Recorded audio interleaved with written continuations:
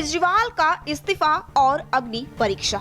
आज हम बात करेंगे दिल्ली के मुख्यमंत्री अरविंद केजरीवाल के इस्तीफे की और उस अग्नि परीक्षा की जिसकी बात उन्होंने अपने संबोधन में की। आखिर केजरीवाल ने अचानक क्यों दिया इस्तीफा? क्या यह किसी दबाव का नतीजा या फिर उनके खुद के सिद्धांतों का पालन? केजरीवाल का कहना है कि वह अग्नि परीक्षा के लिए तैयार हैं। आखिर किसकी है यह अग्नि परीक्षा? क्या सत्ता में होने से पहले महत्वपूर्ण है केजरीवाल की जनता के प्रति जवाबदेही? पिछले कुछ दिनों से देश की राजधानी और राजनीतिक सत्ता का केंद्र कहे जाने वाली दिल्ली ने न केवल राजनीतिक गलियारों की चर्चाएं बढ़ा दी है, बल्कि देश के सियासी खेल के इतिहास में भी नया अध्याय जोड़ दिया है और वो है अग्नि परीक्षा। जी हां, हम बात कर रहे हैं हाल ही में सुप्रीम कोर्ट से बेल मिलने के बाद जेल से बाहर आए दिल्ली के मुख्यमंत्री व आम आदमी पार्टी के मुखिया अरविंद केजरीवाल और आते ही उनके दिल्ली के मुख्यमंत्री पद से इस्तीफा तथा जनता के समक्ष अग्नि परीक्षा देने की। आखिर क्यों केजरीवाल ने लिया इस्तीफा और जनता की अदालत में अग्नि परीक्षा देने का फैसला? जानते हैं इसके पीछे की असली वजह।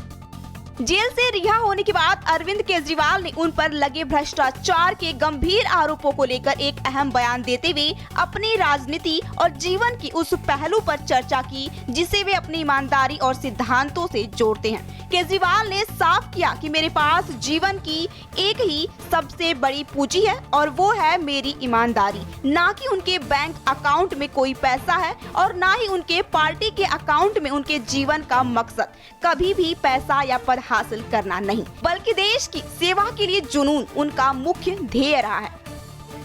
साथ ही उन्होंने कहा कि वे इनकम टैक्स विभाग में कमिश्नर की नौकरी छोड़ चुके हैं और वर्ष 2000 से लेकर 2010 तक उन्होंने दिल्ली की झुग्गियों में गरीबों के साथ समय बिताया। उनका कहना है कि उन्होंने करीब से देखा कि किस तरह गरीब लोग अपना जीवन जीते हैं। यदि उनकी मंशा कभी पैसे कमाने की होती तो वे इनकम टैक्स कमिश्नर की नौकरी क्यों छोड़ते? केजरीवाल ने यह भी बताया कि जब उन्होंने नौकरी छोड़ी थी तब उनका राजनीति में कोई प्रवेश नहीं था और न ही उन्होंने मुख्यमंत्री बनने की योजना बनाई थी।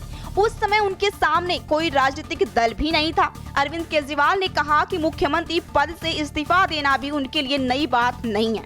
केजरीवाल ने 49 दिनों की अपनी पहली सरकार का जिक्र करते हुए कहा कि उन्होंने अपने वसूलों के लिए पहले भी मुख्यमंत्री पद से इस्तीफा दिया था।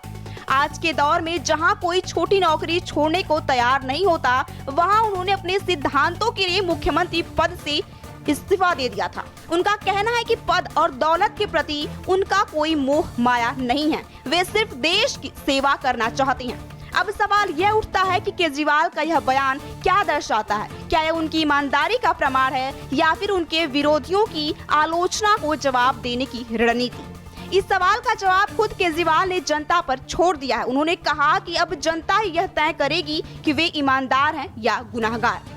केजरीवाल का यह फैसला ऐसे समय में आया है जब उनकी पार्टी और सरकार लगातार विपक्ष के निशाने पर है। आने वाले दिनों में देखना होगा कि क्या केजरीवाल जनता की अदालत में देने वाली अग्नि परीक्षा में सफल हो पाएंगे।